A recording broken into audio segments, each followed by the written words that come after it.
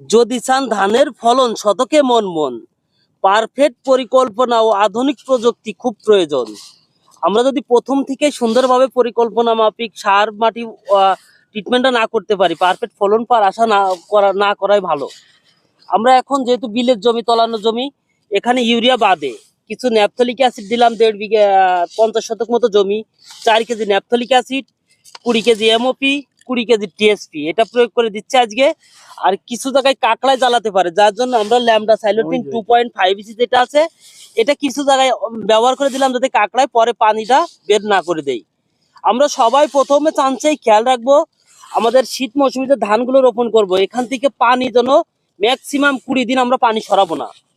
পানিটা যদি পারফেক্ট ভাবে ধরে রাখতে পারি, ওই ধান জীবনে কোনোদিন কোনো রোগ বালায় সহজে আসবে না। আর মানে এক কথায় কি, বিনা সার বা বিনা পরিশ্রমে ধানটা একবার সারের কাজ করে দেবে, শুধু 20 দিন যদি আমরা পারফেক্ট ভাবে পানি ধরে রাখতে পারি। একটা বিষয় রয়েছে, বোতল দেখানোর দরকার নাই, দেখালে কোন কোম্পানি প্রমোটে যাবে।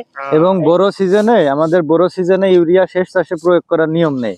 হ্যাঁ, আমাদের আমন আউশে ইউরিয়া শেষ চাষে প্রয়োগ করার নিয়ম থাকলেও বড় সিজনে ইউরিয়া শেষ চাষে প্রয়োগ করার নিয়ম নেই, যার জন্য আমরা করলাম না।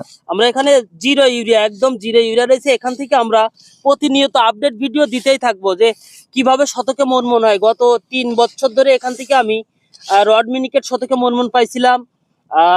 এই যে নতুন একটা ধানের জাত লাগাইছি, এটাও হচ্ছে শতকে মন মন পাইছিলাম। আলহামদুলিল্লাহ এবছর লাগাচ্ছে আরেকটা জাত, এবছরও ইনশাআল্লাহ শতকে মন মনই হবে।